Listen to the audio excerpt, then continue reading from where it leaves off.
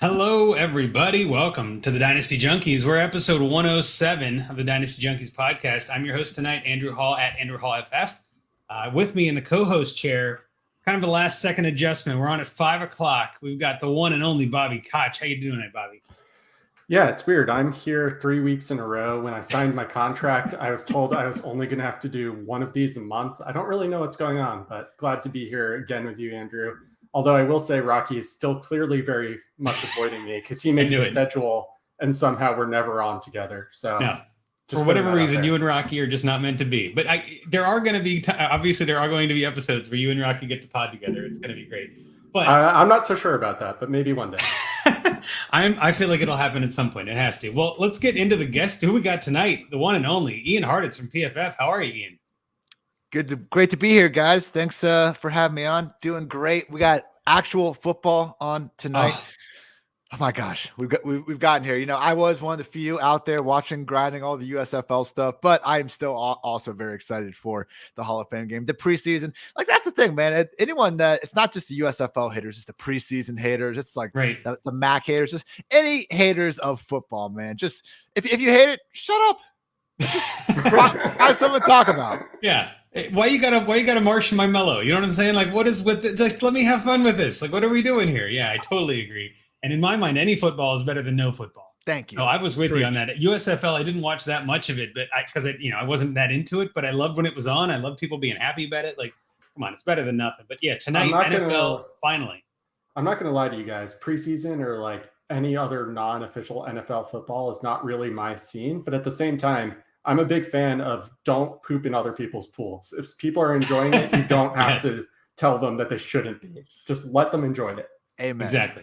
Exactly. We're all in this for the same thing. We're all in this to have fun. Let me have fun. That's all it's about. And tonight's game, we might see one series with people that matter and the rest of it with backups. I'm still going to be excited as hell. I'm going to watch every film review I can see. I'm going to watch the fourth quarter and see what crazy plays are going to get. We might see Snoop Connor tonight. Honestly, like I'm excited about that. Like there's some of these players. A lot of Snoop Connor tonight. That's me. There are some of these players that I've been hype about that I'm going to be able to see how they're coming along. Now, granted, it's a very early game, early in practice. It could be pretty ugly, but I don't care. It's still better than nothing. I'm excited about it. So without further ado, I guess we should start at the beginning, I guess. Ian, obviously first time on the Junkies. Glad to have you on. I know you and I are in the Ohio Fantasy Football League together. You're doing a lot of great work for PFF. Obviously, you and Dwayne podcast all the time for them, and you're a busy man with a lot going on. But what would you say you're working on now? What's next in the hopper for you that people should be looking for? Let's see. Just had my top 200 released on maybe this week, last week. It's all blending together, guys. My main project was when June started. I did this I did team previews for every single team, and that finished up early July. So since then, I've just been kind of hitting some of the, I think they're more boring, but just like the usual ho-hum articles you get. But, when you're lead fantasy guy at PFF, you just got to do these articles, get them out there. So the values, the fades, all that kind of stuff is going to be out here in the next couple of weeks. I do actually have some draft strategy stuff going up tomorrow where, based on being in the 1 through 4 hole, 5 through 8, 9 through 12, I go round by round by round, just give some targets, fades. And I tried to be brief with it. That's my problem sometimes. I want to be so thorough. Like anyone that's listened to the podcast, we spent over an hour talking about every single team. Like, of course, being brief is not exactly my strong suit. So it's like just trying to, at some points, answer different questions without explaining why Christian McCaffrey's good for 200 words. If we could just get that off our chest, and I can point you back to the team preview where I show you where he was in fact good. Still a lot of time to answer some questions. So that's the other wild part, man. I know a bunch of people are just now like really getting back into fantasy football, and it's hard for me to relate. And I got to remember that sometimes because I know you guys are the same way. We do this shit 365 around the year. I wouldn't have it any other way though. So a lot of good stuff there, and just PFF Fantasy Football Podcast, Twitter at iHeartIt. You'll see whatever I come up with next over there. Exactly. I'm sure everybody who is on Twitter has seen you at some point and seen some of the fun things that you put out. It's awesome. I also think that, we're a very niche product in ourselves, right? Dynasty is a year-long game that turns into Redraft in August. And that's why we like having you on as we get into this, because I know you do a little bit more Redraft than Dynasty. I know you do some Dynasty, obviously. But which do you prefer? Do you have a preferred format in a sense? Yeah, I think Redraft still to my core. That's just kind of what I got started with. And in the industry, I actually came in through Fantasy Labs, so a lot of DFS. So I still like that as well. And best ball, man, I usually can't go a day without getting at least a couple entries over there in Underdog. So, I love all the formats. They're all, a fun way to draft. Just with Dynasty, man, it is such a commitment. So I do like having the co-owners out there to kind of help have someone else to, just remember to do everything. You guys know how it gets when you have just this laundry list of teams out there. But I would say, I'm still just getting into Dynasty. I mean, Andrew, we're in our OHFF league. I think I'm in three or four Dynasty leagues, and this year it's going to be like 15 or so redrafts. So it's just one of those things where I'm not so sure. Like Andrew, we were talking before about, I was asking you if you're going to do some of the football guy stuff, and you're saying you have so many Dynasty teams. It's hard to. So many. Yeah. I have the opposite problem. I have a bunch of redraft things, so I'm hesitant to jump too much into the Dynasty pool of things. But I think, especially, for the true deviers in the industry, it is just awesome to see people just thinking through the trades and, really, because that's what's cool about best ball too, is I'm playing the news cycle with a lot of this stuff. And the fact that you're able to do that, but for long term, it's very cool. So, and a short answer, I prefer a redraft, but I'm not here to hate on Dynasty. Hey, no hate. No, we're not feeling any hate. He was a guy who just says he loves football 365, which is what Dynasty is all about. Hey, so he may be making the transition slowly. We'll see what I said next year. Well, it's nice you've got like 15 redraft leagues, but you've got some Dynasty leagues to tide you over, is what it feels like. You've got some just enough to keep you going in March, April, May, but then come June, July, you're back into Underdog and DFS and all everything else kicks around. It's a good cycle.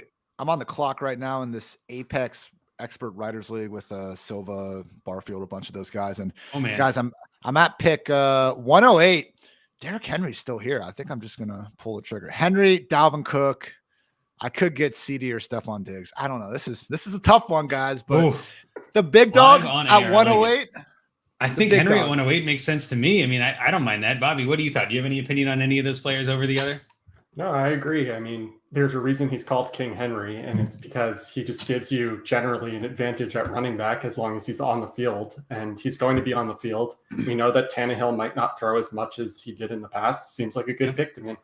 And this is it's a funky league where there's no flex. There's only, you can start 2 to 3 running backs, like 3 to 5 wide receivers. So the wide receivers go flying. And, that's a really important thing. Like we just listed these 4 different formats, and there's different rules and all the different formats. So the most you can kind of take advantage of that. So I got Henry now. Maybe I don't draft another running back for like 8 or 9 rounds. That is, guys, again, I just mentioned the strategy article I've done. If you are getting into redraft this year, I think it's a unique year in terms of how many 3-down running backs we potentially have. I mean, and they're across all of the first 4 rounds. You can get guys like Zeke, Cam Akers, James Conner, Breece Hall, Travis Etienne. Legit, all these guys are going in rounds 3 through 4. The wide receivers are really getting pushed up. So you can leave the first 3 or 4 rounds with 2 running backs. You have the middle rounds to get some wide receivers, get your quarterback. And then there's guys that we don't love, like Miles Sanders, Clyde Edwards-Helaire, Cordero Patterson, and I love Cordero Patterson, of course. But those guys, like last year, we had this running back dead zone that everyone kept talking about, and that was because all these guys were kind of priced in rounds 4 through 5. Now they're priced in rounds, 6, 7, maybe they even fall into round 8 or so. So say it on my podcast all the time, but don't hate the player, hate the ADP. And exactly, a lot of these running backs, as soon as they start sliding a little bit, gets more and more interesting. That is for sure. And that's why I like what we're doing here in Dynasty Junkies. Going into August, we're really trying our best to pivot and get more redraft voices on the podcast right now, because I think a lot of Dynasty fans are also redraft fans, right? It's very rare that you see someone who only plays Dynasty and 0 redraft, right? And it happens. I'm sure that there are plenty of people out there listening that don't do redraft anymore. That's me. You're right, and I know you're one of the weird ones, Bobby. But also, you left the industry, and we sucked you back in a way, right? So it's just how it happens. Yeah, I mean, I don't have anything against redraft. I just like being able to trade, and even if I fall out of it in a league, knowing that I still have the ability to think about that league for the future. It's just Dynasty keeps its hooks in me, whereas redraft, it will lose me a little bit. I will say I generally am contending just because I like to think I know what I'm doing. But on the rare chance that I'm not contending, that's where redraft does lose me a little bit. Well, and I guess that we can kind of get into some of that topic before we get into even some of the camp news, which again is a little more redrafty. But I mean, just staying on this for a second, Ian, I mean, you mentioned before that you're in a lot more redraft leagues. Are a lot of those, money leagues? Are they charity leagues? Are they best ball leagues? Like, just what kind of leagues do you find yourself attracted to? Kind of like what Bobby was saying. He likes Dynasty, but what redraft leagues are your favorite? This year I'm really getting more into the FFPC Football Guys tournament. I've got 3 entries in so far. I'm going to try to get about 10 or more in by the time the season gets here. So I'm now in a lot of I got to quit joining these sharp leagues. I should just be joining these random ones. Cause I keep getting these invites like, oh, hey, do you want to join this league of writers? And it's like, okay. Like the competitive side of me is like, sure, but this can't be, the most plus EV move I'm making out here. But right. It's still a good time. I will say, I remember last 2 years I've won, I'm in the Kings Classic stuff we always do at the Expo, and I've won the snake draft 2 years in a row in different divisions. But we've had good reasons for it. But we give usually it's half and half charity, half in the winner's pocket. And we've had good reasons for before the season. We've decided the last 2 years to give 100% to charity, and everyone stays awesome. Competitive. It is awesome. That's great. Would have been pretty cool, if we just had extra money to still give to charity and also give to Ian for winning the league. So. Yeah, right. obviously, Dick bringing it up, but you guys know I'm joking around. Oh, it's part of the game. Part of the game. Yeah, exactly, man. But yeah, it's I can't wait, man. Again, all leagues of all shapes and sizes. I will say, just again, I love drafting. I think more than anything. So just being able to do the best balls and. Hey, you do it and you're done. And, I'll be sitting out. It just makes me very, I think I'm more of an extrovert around people I know, but if it's I don't walk up to random people and really enjoy getting in conversations that much. So now with best ball, man, I can just be sitting at the bar and I can pull out my phone and have a 40-minute draft. It's made me even more antisocial. Probably not a good thing, but I enjoy it. Well, I think best ball is what I love. The thing I love about best ball, it's mock drafting with a purpose.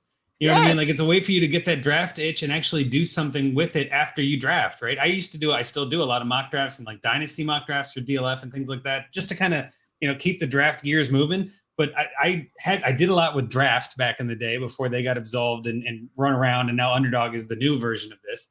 And I'm worried that if I start into Underdog, I'm not going to stop. So it's kind of one of those, I just got to keep that door locked as long as I can. But I love best ball drafting. That's one of my all-time favorite things. It is a good point, though. I've told my friends this who they're just in a league or two. They don't do any of this savage shit. But I just tried telling them hey, guys, don't do this dumb mock draft on, ESPN where people are just, not even drafting by round 3 or 4. I was literally take, $5 going to Underdog and you will get there are differences in strategy, obviously, between best ball and redraft and all these, but still, man, the look you're getting at Underdog is so much better than those other websites, especially right now while the ADPs are still where they're at. I mean, some of the discrepancies you can find out there, just massive, 30 spot differences between solid players. So. Well, I was even going to use that too and say, have you found any values that are, values in redraft that are, become values in Dynasty where you can kind of see the writing on the wall and be like, well, this guy's rising in best ball drafts. Maybe I should go target him in Dynasty. You ever use anything like that across the 2 formats at all? Since you're doing so much redraft. Yeah, absolutely. I think the big thing for me is having the DFS start. It's allowed me to have a nice week-to-week view and really learn how a lot of these teams consistently utilize the different positions. I just had an article go up on pff.com looking at the play callers and their history of having workhorse running backs and what teams are willing to have guys out there for 90% of the snaps or 75% or 60%. And my God, you look at Pittsburgh and, even before Najee Harris, they were giving Le'Veon Bell these massive workloads. D'Angelo Williams, while Bell was suspended, was getting fed. Obviously James Conner did his thing. And so we see Pittsburgh in a league of their own, but right behind them, man, you see the Rams and Sean McVay and all these guys that he's kind of featured over the years. So last year it was Najee Harris was number 1 in the league with 11 games with at least an 80% snap rate. And there was 6 running backs tied for 5.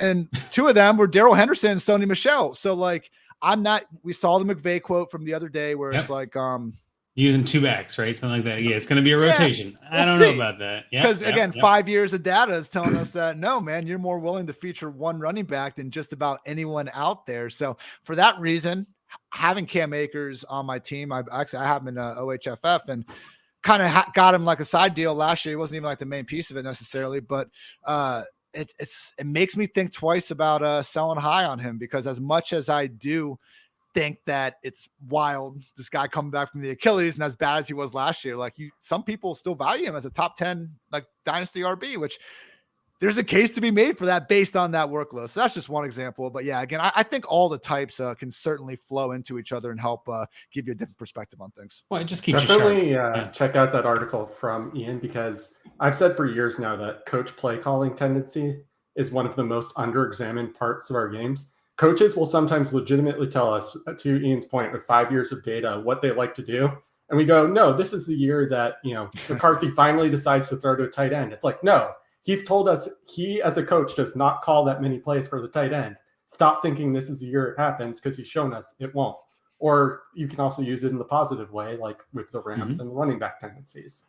Well, and also, I mean, don't listen to what they're saying. Listen to what they do, right? Actions speak louder than words, right? You have guys coming out and speaking on the mic, saying something, hyping up a guy. A lot of times we've seen this. How many years have we seen this? The coach says something just to get the guy riled up, just to get him to play better, just to make that first running back think it's not mine, I got to go earn it, right? It's all this. It's like a mind game, right? So like, why would we trust that when we know he's lying, when we have 5 years of data that back, like, so it blows my mind, because, and this is actually the perfect segue. Camp blurbs. I always listen to, like, what do we actually listen with camp blurbs? What makes sense? Like when we get these news things that comes out from, NBC Sports Edge, and we got Roto World and all these guys, like putting out blurbs of reports of articles of people that were on camp. Like it's like third or fourth hand news. You know what I mean? Like, what do we listen to? What do we not? And I always just generally say anything positive, I don't listen to it, because positive doesn't mean anything. Positive is the coach just blustering, trying to show some attitude. Negative is really where a lot more information can be gleaned, I guess. And Ian, I guess, would you see that as the same, or do you have a different opinion on that? Yeah, it's funny. You guys asked me, 5 minutes ago what my recent work was, and I just blanked, and now I'm remembering it all as we start getting to it. Letting it out. This is perfect. Just today I had key takeaways on all 32 NFL teams. Just one key training camp takeaway, because you're right, man. There is a bunch of bullshit going on basically across the board. So for me, I care about anything that's going to help clarify that depth chart, whether it's injuries, whether it's right now, I don't care so much about practice, because, if anyone's ever played football knows in the first couple of weeks of camp, that is when guys get a chance to rotate with the first team. You don't have a scout team to even worry about. It's only later that would be problematic. So I care about preseason snaps with the first team. That can be really helpful. And if you see a running back, just not leaving the field out there, obviously we're going to want to know that. So, there's certainly some usable information, but certainly a lot of shine just being thrown out there by a lot of the beat reporters. But I think they're learning more and more, man. I remember Elliott Shore-Parks, the Eagles guy, had that infamous tweet about, maybe lucking into a home run, but God bless the guy, because last year, they had a scrimmage and he just gave everyone the first team snap rates for the running backs and stuff. That's what we want, man. That's right. It's, I used to get so frustrated on News Crew when I was with NBC Sports Edge and Fantasy Labs before that. And I'm watching on TweetDeck. I got these 300 Twitter accounts coming in, and team Twitter account just sends out the injuries, and then it's just 5 straight beat writers that copy pasted the same freaking. It's like, come on, man, you spend your whole day around this one team. Tell me, if this limited practice was more limited than another one. Give me anything extra than just what the team account says. It's like when the big time reporters, they break a contract. It's like, what are we gaining here other than you telling us this 5 minutes before the team account or the player was going to tell us? So, hey, there's good reporting, man, but don't just be caught. They just copy the shit and they get away with it. It's just ridiculous. I feel like I'm taking crazy pills half the time. And like what I was saying before, there are so many times where I'll see a blurb and I'll open the NBC link and it says due to a report from so-and-so, and I'll open that and it'll be a guy who's due to a report from so-and-so. And I'm just we're not even reporting actual news anymore. We're reporting that someone reported news. Yes. It's what are we doing? What is the point of all of this? Per Adam Schefter's tweet, okay, we all saw that. We're on Twitter already. What are we doing? It blows my mind. I will say at the end of the day, you also know that, beat reporters know who they're paid by too. So this is one of my big frustrations with some of the announcers of my favorite teams. If the team messes up, you never hear them say oh, that was a horrible play, even though it was, because they know who writes their check. They have to find a way to spin it. And so, a guy can fumble and cause an interception. It'll be oh, well, he tried his best. And the beat reporters are kind of like that too. They're oh yeah, this guy is injured, and that's all the coach wants them to say. So that's all they say. You see that everywhere, man. It's that's why did ESPN never run a single, story one time on the USFL? Because it wasn't on their network. Yeah. You watch the first USFL game on Peacock and NBC Sports, and they were showing this like player comp with some player, and like, look how much he looks like Roy Kent from Ted Lasso. I love Ted Lasso. I did not see this comparison at all. And then of course right after that they're like, by the way, as part of your Peacock subscription, guess what show you can watch? So it is shameless sometimes, but hey. Well, they're making capitalism. They're all got to make money somehow. Kyle brings up a good point, and I think we can maybe put a pin on it on this one. Should we look for the initial source of the info? Beat writer reports more than coaching blurbs. I definitely trust beat writers more than coaches. Oh yeah. I think coaches have no reason to tell us the truth. There's no benefit for a coach to be like, well, yeah, we really sucked out there today. Like he's not going to say that, right? Now, if he says something about injuries and something, maybe, but I mean, like beat reporters will say things like, so-and-so limped off the field. He was holding his hamstring. A coach is going to be like, yeah, he had a little leg injury. Like, he's not going to tell you anything. There's no reason to do that. I think Sigmund Bloom at Football Guys has had great points on this, where I will listen more to a coach and the coach talk, kind of coach speak, as we call it, more if it's a constant drumbeat throughout the entire offseason. So Cliff Kingsbury has been saying that with Christian Kirk gone, like Rondale Moore has taken that job. He wasn't last year because they had Christian. Christian's gone. He says before and after Marquise Brown got added to the team. So when I see 4 or 5 different interviews where he's talking about Rondale having a bigger role, I'm much more, willing to maybe start accepting that and influencing the rankings with that than one random quote where a guy asks him about like Rondale Moore in the first place. So great point. Yeah, definitely think beat reporters more so than the coaches. I know there was actually one that just came out there. I think PFF even might have had the picture about it where, from Cecil Lammy, who you brought up, Sigmund, who works with Cecil a lot at Football Guys. Yeah.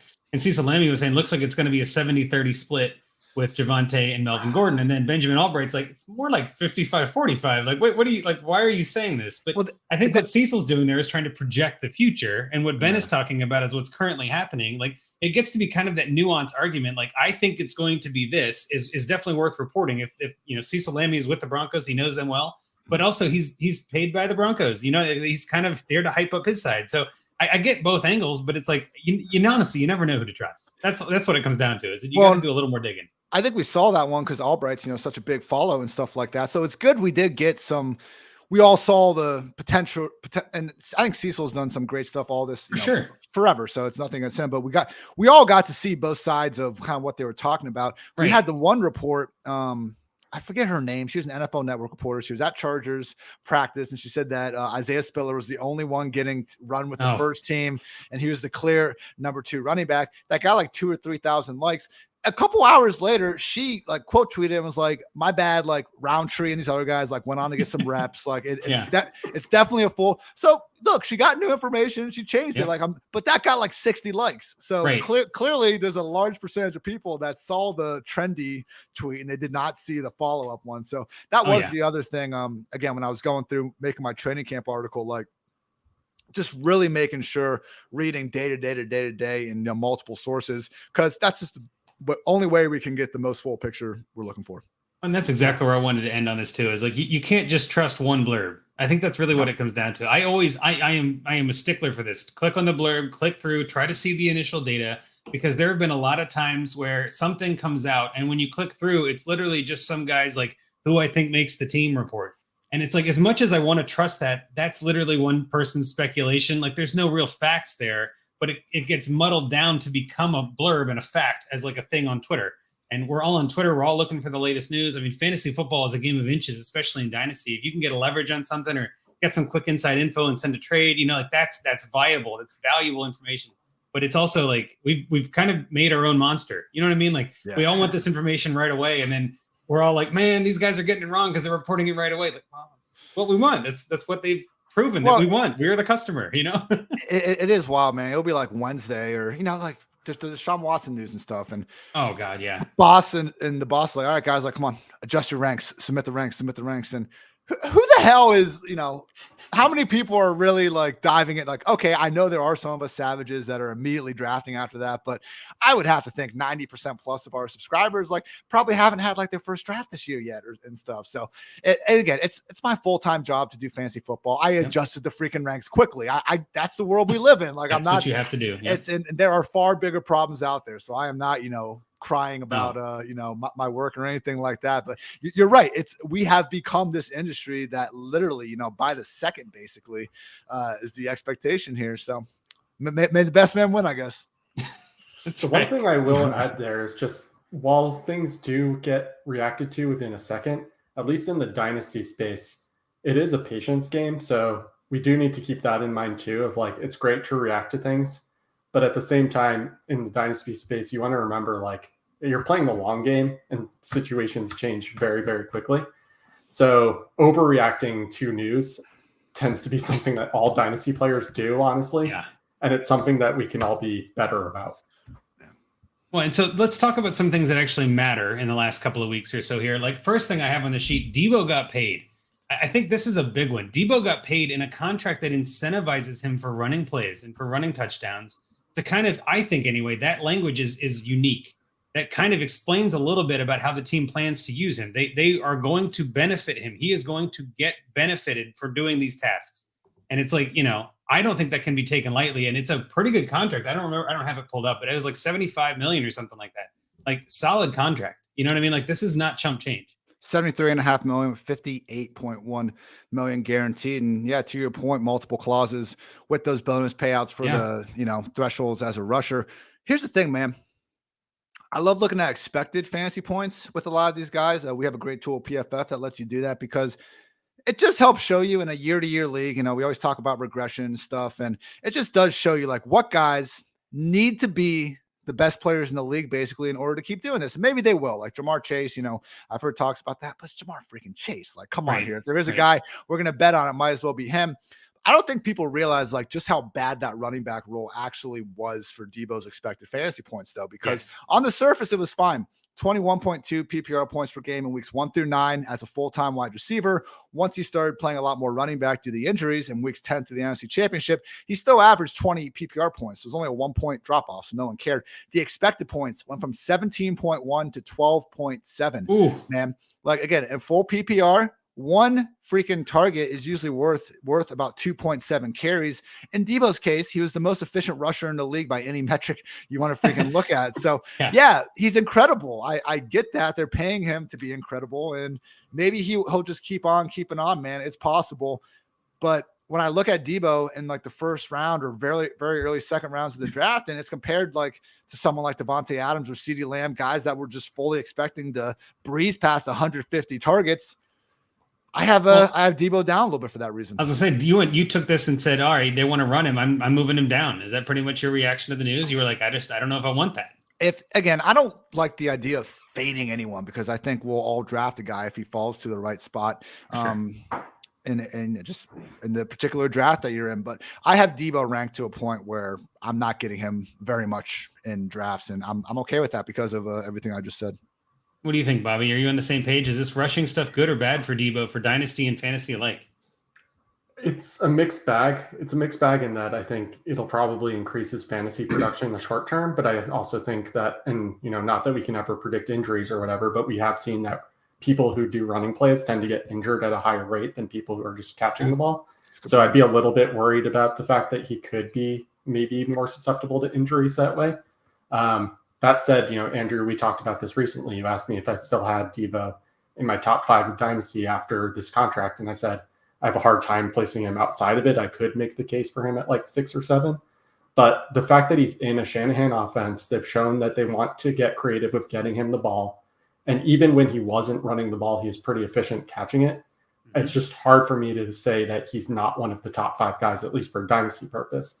Redraft, there are probably some guys that I think I'd still take over him, and it's just kind of an age thing. But overall, I think he's going to be a great fantasy producer. It's just, like Ian said, it depends on the cost. Well, yeah, exactly. And I think, too, with a 3-year deal, I mean, for a running back that they want to get their hands on and use, and they gave him $58 million guaranteed, you said, Ian, I mean, like, that says something. That's saying a lot, right? That's not just a coach blurb. That's not just training camp beat reporter. That's money. That is the biggest, loudest voice you can have is, where do you put your dollars? And that team is saying, we want to put our dollars on Debo. That says a lot. I hear you, man. There's a chance that, we're talking about Debo having this offense is going to be way more run first with Trey Lance. In 2019 and 2020, George Kittle had more targets per game than Debo. I mean, just say that won't happen again. Ayuk, you can't read one story about the 49ers without hearing about him. Like, again, it's a pure volume thing. And it's not like we're comparing Debo to a bunch of scrubs. We're comparing him to Mike Evans and T. Higgins and Keenan Allen and A.J. Brown, guys that are also really good, albeit maybe not quite as good as Debo. But if you're not quite as good and you have 40 more targets or something on the season, those are the decisions we got to make in fantasy football. Now, when I explain it like that, I think everyone can, even if you disagree with me, like you're reasonable, of course, PFF just throws the one quote, give me T. Higgins over Debo Samuel. And everyone's I love those. What the hell does this Hartitz guy know about anything? So there was 1,000 words and all they took was the last 6, I love when they do that. It's terrific. They know what they're doing to get interactions. I will say that. Well, one thing I yell at him about, and I think anyone that's because it's a fine, useful, put the quotes out there. That's fine. Link the damn article or the podcast where it's said it afterwards. So for the one context, so for the 1% of people that are pissed off by it and choose to actually go in and see what I said, at least they will hopefully not be disappointed after that. But you heard it here first. T. Higgins over Debo Samuel. No context needed. No context whatsoever. That's what he said. Let's title the podcast that, right? We can do that. I think that'll definitely get some clicks. I love it. And that's ultimately what it's all about, right? Just getting people to view your work. Of course. The other thing I wanted to mention was some of these injuries, and obviously injuries speak a lot too, right? You can't really, there is definitely some injuries that are soft tissue injuries, and you're not sure if they're out of practice, but does that mean anything? I mean, the 2 that I had on the sheet tonight, obviously Tim Patrick, ACL, terrible for the guy, just got a 3-year, I think it was a 3-year contract, just going to make a difference on this team. And a lot of people saying he could be the wide receiver 1, he tears his ACL, he's out for the year. That's a heartbreaker for the player, for the person, for fantasy. Yeah, it sucks. Okay, great. You move him to your IR, you move on with life. For the player, that's a brutal 9 months to 12 months to come back. Not everybody can do it. So I feel bad for Tim Patrick. And I just wanted to give a minute, I guess, if you had any thoughts, maybe for Dynasty or just in redraft or best ball, however you want to put it in. What are your thoughts on this Tim Patrick thing? It sucks. It's got to suck. I know. And look, it's our job to figure out what to do next with it. I just feel it's you see the tweets. And again, I'm not putting down people that tweet this. We all do it in some way, but it's man, so bad. Feel for Tim Patrick. And then next line, it's now KJ Hamler. Let me tell you about this extra opportunity we got here. So, man, just Tim Patrick, man, I think one of the most underrated receivers in the league over the past few years. I've been hyping up all off season. I had him on 23% of my best ball squads. I mean, where he was going, it just made no sense. I was lower on Judy accordingly. So for me, I'm now completely in line with everyone on Jerry Jeudy because I just think it's very clear that he is now cemented as the number 2 in this offense. So KJ Hamler is going to have his chances to do his thing. And I think the market's been at least too slow in the drafts I've seen since the injury to adjust to KJ Hamler. At a minimum, he should be going, I think, with Jalen Tolbert and Joshua Palmer and those guys kind of in the low wide receiver 60 range. If not, man, crossing out Tim Patrick's name and putting Hamler there, you could make that argument, especially given that before we were looking at a situation potentially KC is facing sneakily, maybe even Green Bay, where you don't want 4 or 5 wide receivers rotating in these spots. So now that we really do have 3 cemented in there and Hamler off the pup list, another big news. It really is looking great for KJ Hamler, who, he wasn't the first round pick like Judy, but he was a second round pick, man.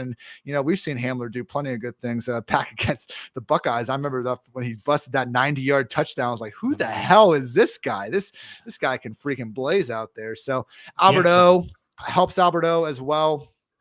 I still question. I just think Nathaniel Hackett coming from Green Bay is going to utilize a tight end by committee system. I think it's a sneaky potential problem for Cole Kmet in Chicago as well with Luke Getsy now there. I mean, both these coaches watched Robert Tonyan score 11 touchdowns 2 years ago. And even before he got hurt this last year, he could barely play 50% of the snaps. So it's not that I think that James O'Shaughnessy is going to render Cole Kmet irrelevant or that Dolchich or Eric Saubert, the guy that's, they're tweeting all about this training camp. I know Alberto and Cole Kmet are going to lead the way, but if they're leading the way with 60 or 70 targets instead of 90 or 100, that's a difference between a tight end 1 and a low end tight end 2. So I will say in Alberto's case, you guys saw some of the dynasty hype on this dude earlier in the offseason. We've all seen the dope underlying metrics, but my goodness, top 10, top 12 hype from people I respect. So that's still way too steep for me. I will say in redraft and best ball, he's dropped down to kind of like tight end 16 to 18 range. So at that point in time, I'm fine throwing a dart at the talented player. Just to me, there was a lot more, people weren't looking through the situation as thoroughly as they should. I get it. And Bobby, what are your thoughts on the Broncos and Tim Patrick and Kamler and all those guys? So I'm going to bring this full circle just very quickly. For Dynasty people, a pretty easy free pickup if you have room at the end of your roster is Montrell Washington. And I only say that because he's been getting some camp hype. And I know we're not really listening to like positive blurbs, but he is out there. People probably don't really know his name. I think Andrew, even right now, is looking up who the hell Montrell Washington is. And so he's someone you can add to the end of your roster. And, let's say Hamler doesn't step it up or whatever. He could be the guy who steps up in the event of Tim Patrick's injury and is probably a free pickup right now because Andrew, who is one of the diehard Dynasty people, doesn't know who he is. And I was actually going to talk to Andrew and hope maybe before this podcast drops about us picking him up in the team we co-own. That's a 14 team. 30-man roster, so we could clearly have some room for him. It's deep. But those are the sorts of moves that I look at with injuries to guys like Tim Patrick is like not even the handlers because they're probably already owned by a team or rostered by someone who really likes them, but guys that I can get off waivers that maybe could have a chance now. Well, and that's actually where I love to pivot too is find the free guy. Why not? If he doesn't pan out, why not? Like go get the guy that doesn't cost anything. You see who was also in the Broncos wide receiver room? Travis Fulgham. Remember that era? Oh, that yeah. 3-week era? Eagles. That was, man, what a wild run that one was. Woo. There was a play. Wentz did some of his usual bullshit and just toss one up like to nobody in end zone. Fulgham goes up, man. Skies over Marlon Humphrey and Marcus Peters. And like they both fall down. And it was just Travis Fulgham holding the ball in the end zone with freaking two like all pro cornerbacks at his feet. I was like, what world are we living in right now? Wide receiver one, Travis Fulgham. Yeah, no, I remember that. That was a fun 3 weeks later. So in Dynasty, just really quick, I flipped Fulgham and I think it was like Minshew or I can't remember, but someone else like that for like a 2022 first while that was happening. And it to this date is one of my greatest moves. Hell yeah. That's a killer move. One last piece of camp news, and it's injury related and kind of in the same vein. I mean, not really, but James Washington obviously getting hurt, having a right foot fracture out 6 to 10 weeks for the Cowboys. I mean, obviously that the rookie Jalen Tolbert gets a bump, but I mean, it sucks for Washington. I was really hoping he would catch on here. I thought he had a lot of talent in Pittsburgh, just didn't get the opportunity, just didn't have the spot on the roster. And I really do hope that he comes back. And obviously Gallup is out for at least the first few weeks, it sounds like. So, I mean, there's going to be some targets as that team opens up after camp. And I think Tolbert's the biggest beneficiary, but like you were talking about before, Mike McCarthy doesn't really throw to the tight end at all, but does Schultz get a bump? Does Jake Ferguson become relevant? Like who is the guy in Dallas after this, I guess, Ian? What are your thoughts? I'm with you. I still have Washington on like 2 of my 3 dynasty teams. I'm holding out some hope, and I think I picked him up like last year our free agency because, the guy that catch passes from Mason Rudolph for like the last decade, and then unfortunately he like breaks his foot in the first week when he's actually finally getting to play with Dak. So I will say a little bit damning that in Pittsburgh, we were seeing plenty of other wide receivers have success. So, he was on the Cowboys cheap deal. Like the comparisons to Russell Gage never made sense when you actually looked at the contracts. But he didn't get that kind of money. without him in the picture, it's obviously great news for Jalen Tolbert, their 3rd round wide receiver, as we all know. I mean, he was going to be in 3 wide receiver sets anyway. For me, it's like, okay, are they going to put Noah Brown out there, or can we just get Will Fuller in town, baby? Like, man. I saw Jerry Jones's quote, but come on. Like, we've never been able to trust anything that Jerry's going to be able to say. So Cole Beasley is still out there. Like, he would help. They just need to add someone at this point. And what are they waiting for? I saw they just signed Anthony Barr, but only the Browns have more available salary cap. Yep. So I just, Jerry's never been one to give a shit about that. They're absolutely in win now mode. I feel like they have a plan to maybe make a splash. We'll see. If not, like what you just said before, is Jake Ferguson going to be relevant? Like, okay, the Tony Pollard talk. This is what's interesting because so many people come at it from the angle of like, okay, like he'll overtake Zeke. That's not going to happen. We all wish it would, but Zeke's their guy. He's going to keep playing, 70% of snaps probably every single game.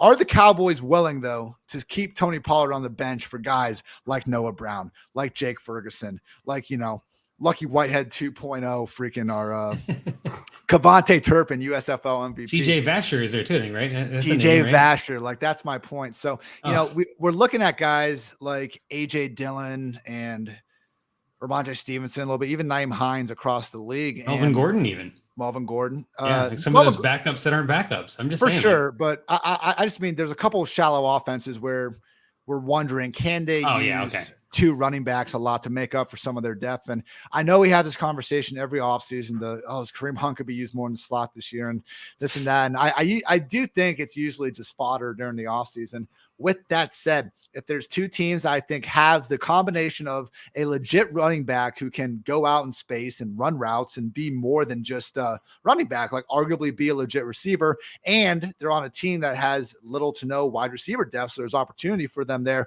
it's the Cowboys and the Colts with Pollard and Naeem Hines. So not saying they're the same player, and that's why the ranking difference. I mean, if Jonathan Taylor got hurt, like it would be probably Phillip Lindsay taking a lot of the early down stuff, and Naeem Hines' role would increase. But if Zeke got hurt, Pollard's playing 90% of the snaps and taking over. Pollard becomes Harris. Football. You know what I mean? Like Pollard becomes one of those guys that is just dominating out of the 6th round of your redraft. You know what I mean? Like that's a game changer, a league winner. And similar thing with AJ Dillon. So that's especially Dillon. I've been prioritizing Dillon ahead of guys like Antonio Gibson, Josh Jacobs, Patriots backs, because you start looking at these guys and, you know, how many injuries is Josh Jacobs away from actually getting a 3-down role now? And I like him and Gibson's talent, but apparently their teams don't, because they're going to keep using these multiple running backs. So I know that's the main struggle with some of you dynasty guys sometimes. Like you might be right on a player, but it really doesn't matter if the coaching staff just thinks something different.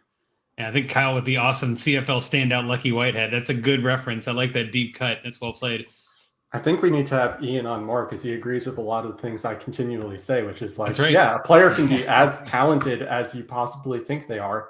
But if a coach doesn't use them, that doesn't matter. You can have all the talent in the world, but situation still does matter greatly. How about like it's the Rico Gathers story, right? There's another old Cowboy. Terrific deep cut references. Well, with that, we'll kind of put a pin on the blurbs. I know there's going to be tons of time for us to speculate wildly. There's going to be more injuries. I think I hate to say that because I don't want to bring that on, but there always are. I mean, every year, this is the time of year where you're like, I posted a Twitter of like the Matrix gif, like just dodging bullets. Like that's what it feels like this time of year. It's like, who's going to get hurt? Like Dalvin Cook went down with an injury, but he's okay. Right. Like there's all these, camp is tough. So I just want to make sure that everybody, especially dynasty managers, you put all this effort in to get your team right, stay liquid, keep going, keep making trades. If you're contending, look for depth, you know, all that kind of stuff. But redraft is a fun time of year because you actually start to see the product go on the field. And those potential points become actual points. And that's where things start to change. With that in mind, let's pivot into our last segment of the night, which is our Find Me a Trade segment. So we do this every week. Obviously, we take a listener who's got a team and we say, hey, you got a team. Let's help you find a trade. Let's try to make your team better. This one, I got to be honest, this one is a doozy. This is one of the better ones we've had in the sense that I'm glad he mentions that he listens to us because this is a great team and it makes us feel good. Like we did something to help. This is submitted by Nick Bauman, I'm guessing, or Bowman, at Nick_Lodian. Terrific name on that Twitter handle. This is a 12-team half PPR super flex with an extra point for tight end, so 1.5 tight end premium, 30-man roster. You start 9. It's QB, 2 running back, 3 receiver, 1 tight end, 1 flex, 1 super flex. And I'm going to bring the team up, but Bobby, if you wouldn't mind reading some of his thoughts, I don't know if you want to read them all. It's up to you, but just read through some of that while I get this. Yeah, Nick really went into the details about his thoughts here. One of them is just that he does continually listen to us in Dynasty and Chill. And he said that he's going into his second year. He finished 4th in the first year, and he has a couple of picks. He doesn't have his own first. He thought that some trade candidates that were obvious to him were Kupp, Christian McCaffrey, and Tannehill. He said that he had tried to trade down Tannehill for Baker in a second, and that was turned down. He also sent Kupp out for a couple of wide receivers, like the aforementioned Higgins, and a slight plus on top, and got crickets. He essentially said not a lot of people in his league like to trade, but there are a few guys, and he's just looking for some ways to improve. But Andrew kind of alluded to this. I was trying to do a Find Me a Trade for him, and honestly, this team is pretty stacked. Like there are some. Great. Yeah, there's some ways that he could like slightly upgrade, but I don't know if it's worth the depth that he would have to give up or the picks. Like this team is like a championship team. Yeah, let me run through the team. Let me run through the team. Just it's not. I wouldn't say it's the best team I've ever seen. Like this is one of those that if you put it on Twitter, I'm like, what is this, a 6-man league? Like, it's a pretty solid team. I got to be honest, but I do think there is a little bit of tweaking. Maybe we can discuss. But the team is named Port Royal Flying Dutchman. I love this league. There's a ton of fun names in this one. Quarterback, it is a super flex. Again, quarterback, he's got Hartitz, Stafford, Tannehill, and then Taysom Hill. You never know. Taysom Hill could be the guy. Running back, he's got Christian McCaffrey, Ezekiel Elliott. He has, who's the other one he had? That's Clyde Edwards-Helaire, Alexander Madison, Ramondre Stevenson, Chase Edmonds, Devin Singletary. Duke Johnson. Duke Johnson, man. Dookie Duke. Jared Patterson. I mean, it's like, I think it's a pretty solid running back room there. There's a lot of depth and a lot of top heavy on this one. Receiver, it kicks it up even more. He's got Justin Jefferson.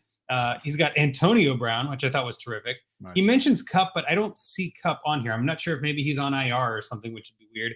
But Justin Jefferson, Marquise Brown, Rashad Bateman, KJ Osborne, Elijah Moore, Emmanuel Sanders, like I said, Antonio Brown, Kadarius Toney, Terrace Marshall, Chris Godwin, Darren Waller.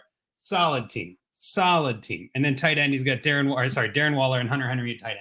So like this is one of those teams you look at and just go, I don't want to play that guy. Man, that's going to be brutal. So I guess, Bobby, if you want to finish up your non-trade, maybe we can get into mine and see what Rocky said too.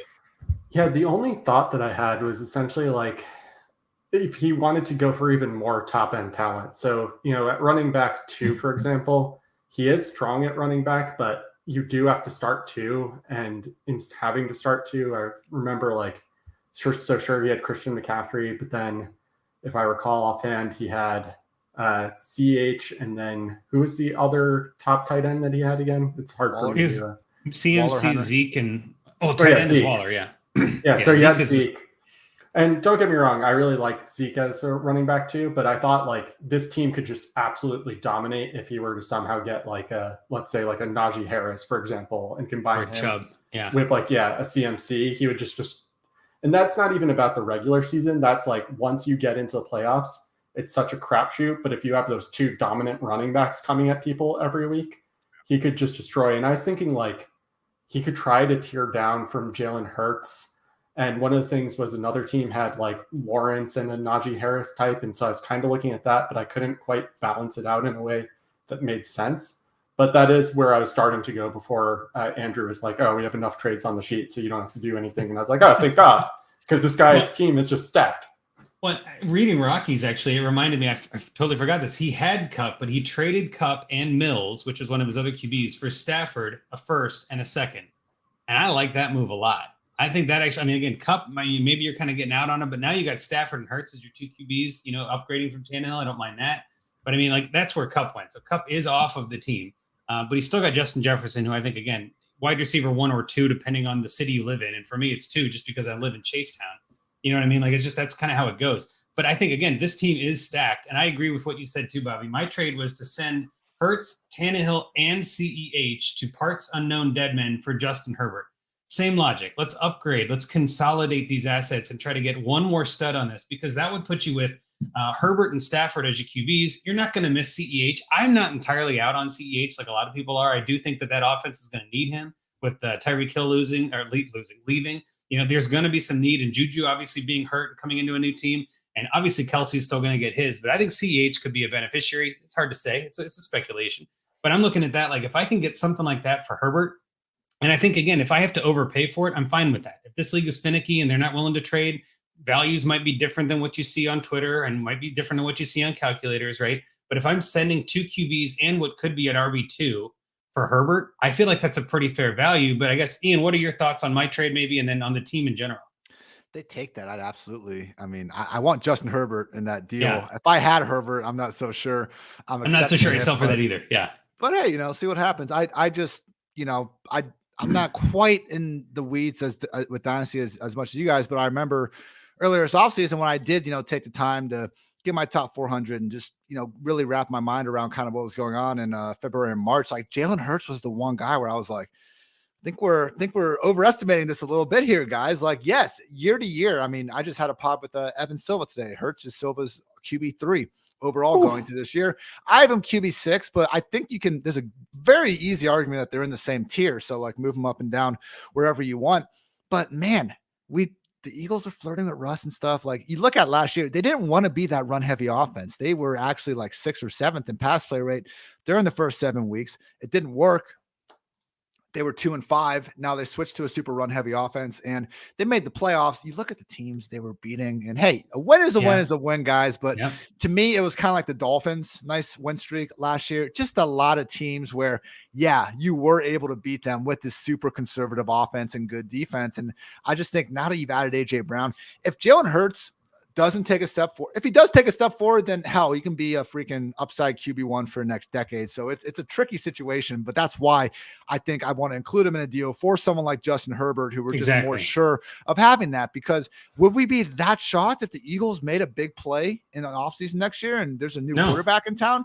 And I'm not. Unfortunately, I think guys like Jalen Hurts, these mobile quarterbacks, they're less likely to find new suitors out there. And I don't have, a study to back this up, but we all see the same shitty pocket passers bounce around from team to team.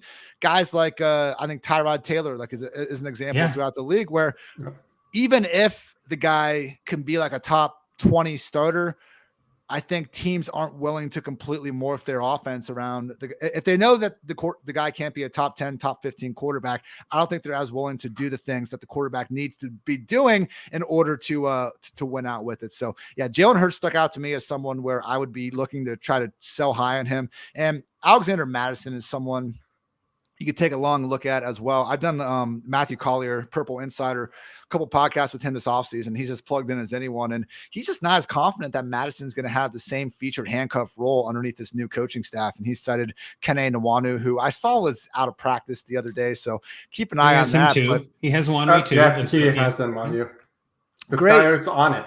So if Madison, depending on, who you're talking to, some people might see him as this lower end RB3. So I do think you can maybe add him as a, if you can add Madison instead of CEH, I think I'd certainly be down for that because I'm not so sure he has that same handcuff value. Yeah. I've saw the fantasy points. I had him on several teams last year. We don't care when the fantasy points come there, but when you start digging in a little bit, there are a lot of, 25 carries for like 80-yard, 1 touchdown type of games out there where, Madison really was not a good running back last year, but he got as much volume as anyone when he was out there. So who cares?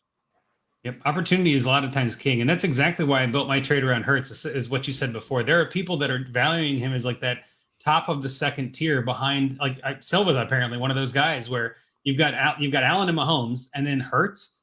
I don't agree with that. So I'm like, let's capitalize. For this year, I get it.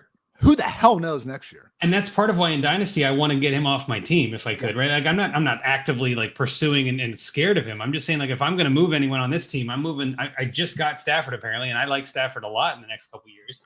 And I think Hurts is the one with the most question marks. So if I can package Hurts and something else to upgrade to Herbert in my mind as an upgrade, I'm happy as hell with that. But this team is win now. This team is win now. So like, this team is win now. Please don't trade Jalen Hurts for a running back. Like please. No. Yeah. So I was also going to say all the people in Junkies too are going to try to lowball us for Hurts now, Andrew, because they hear us like negatively talking about him, even though he's on our roster. He was our first round pick in a 14 team at what pick 13, right? Like, so we were like picking at the back end and we took Hurts and Russ Wilson. I was happy as hell with that. Like, that's exactly what you want in a 14 teamer. We're standing out with QB. And there's a bunch of trades in that. And there's a bunch of degenerate junkies like ourselves in that league. It's a great league. But no, I'm not giving away Hurts. That's not my point. I'm saying he's the one that I would see as the most variance of value between me and the other person. He could either be the next superstar quarterback or he could be the Blake Bortles who puts up great fantasy stats and then runs out of a starting job. Yeah, that's not scary at all. I'll finish with Rockies real quick because I did think his was kind of interesting. His was send Rashad Bateman and any of his middle tier running backs like Edmund, CEH, Ramondre, to Pawnee Mini Horses, which again, great team name, for Diggs. His logic is the same as ours. Consolidate that. Put Rashad Bateman and CEH for Diggs. If you can pull that off, buy a lottery ticket, because I don't think anybody is selling Diggs for that. But I think the thought process is there, right? Like even hell, maybe you send Bateman and 3 of those running backs for Diggs. I'd do that because this team, I think, has the depth to be able to sacrifice 2 or 3 of these running backs on your bench. And to get somebody like Diggs to pair with Jefferson is just going to dominate. Like those two, you've got 2 of the top 5 assets in Dynasty on receivers. I mean, like that's hard to beat. So I just thought that was a good trade. I think it was worth mentioning. There's a couple different options he wrote down here. And I think there's a couple other things in general that I think we're all hitting on. This team is set to win. This team is ready to go. Let's just find one piece, do one thing to put you over the edge. And I think consolidating is what we all agree on. And I think that's probably where I'd make the move. So any other comments or thoughts on this team before we wrap it up for the night, boys? No, looks great. Yeah, you summed it up well. It's just consolidation.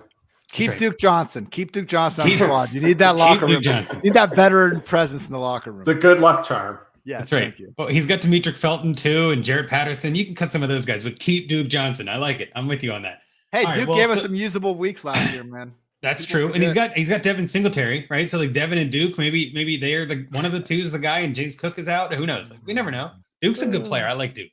Anyway, with that, we are going to wrap it up tonight. But Ian, if you wouldn't mind giving everybody your Twitter handle, where can they find your stuff again, and just kind of wrapping us up and kicking us off here.